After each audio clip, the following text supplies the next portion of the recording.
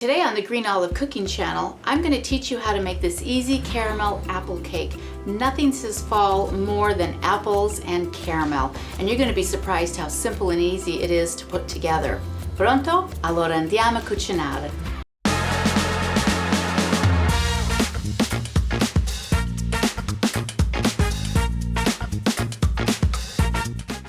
Ciao my friends, welcome to my kitchen. This is where I teach you easy recipes for everyday cooking, and today's recipe could not be any easier.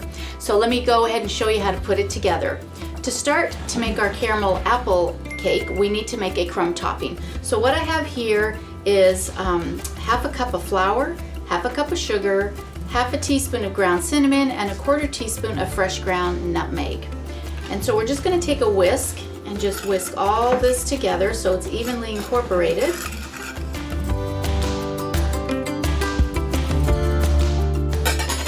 And then to that we're going to add some melted butter. It's 4 tablespoons of melted butter.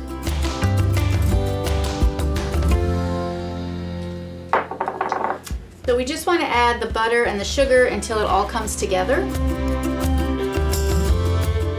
So it's just kind of crumbly like this. And this is fine. And so now we can just set that aside and we can get our cake ready.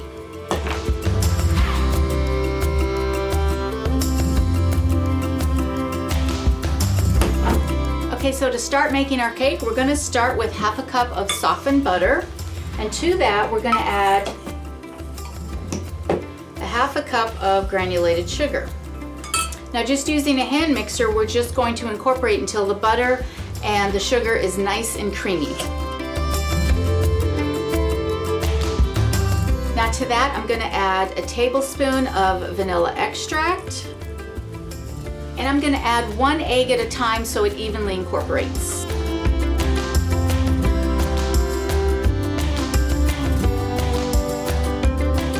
Next, I'm going to be adding some sour cream, half a cup, and I'm going to add a half a cup of half and half into this as well. Alright, so now I'm going to add half a teaspoon of salt, a teaspoon of cinnamon, and a quarter teaspoon of ground clove, and about a quarter teaspoon of nutmeg. Now I like to use nutmeg in its whole form if you have a chance. It is much more fragrant, and if you're not familiar, it looks very much like a nut. And so I just grind it up. And you could just get that at the spice rack or spice aisle in your grocery store. So now I'm just going to mix this to incorporate all the spices. So now we're going to add our dry ingredients, and so I have 1 tablespoon of baking powder, and to that we're going to add 2 cups of flour. And I like to add the flour in stages so it doesn't go all over the place.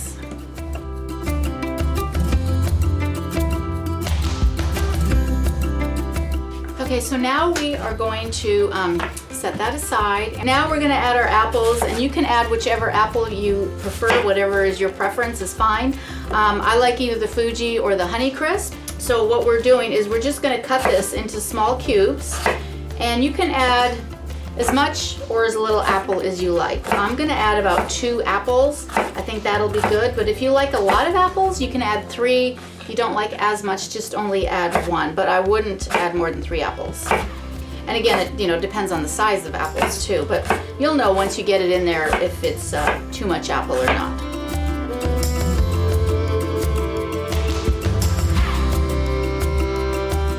Now we'll just take and add our apple in here. Whenever the family is not eating the apples anymore, that's when you know it's time to do something with the apple.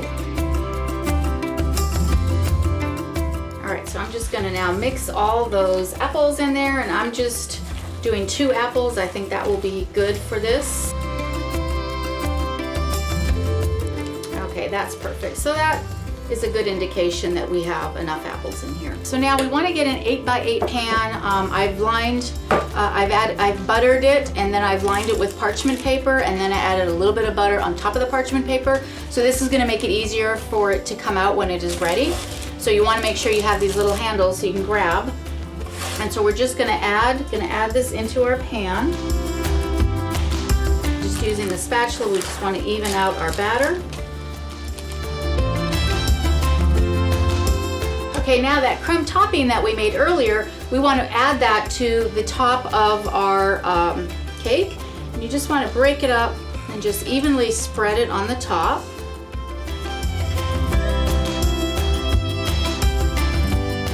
Okay, so that is perfect. Now we're going to put it in our oven for 350 degrees, and I'll show you what it looks like when it comes out, and I'll show you how to top it with that caramel sauce.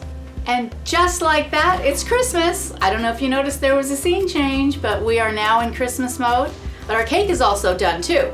And so I've let this cool for a little bit. I took it out of the pan. It smells so good. You can smell that cinnamon, and it's got this beautiful butter crumb topping. And so to finish this off, I just have some caramel sauce. Now you can make your own caramel sauce, or you could just purchase it, whatever works for you. But usually what I'll do is I'll take a big spoonful and I'll just start drizzling it over the dessert like this. And then we're just gonna go ahead and cut a piece. And you can see how gorgeous that is with the apples. And what I like to do is just add a little extra caramel sauce right here on the side, another little drizzle.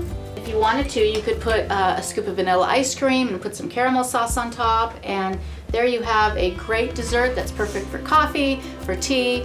It's just a great comforting fall dessert. I hope you guys give this one a try. Until next time, ciao, ci vediamo dopo.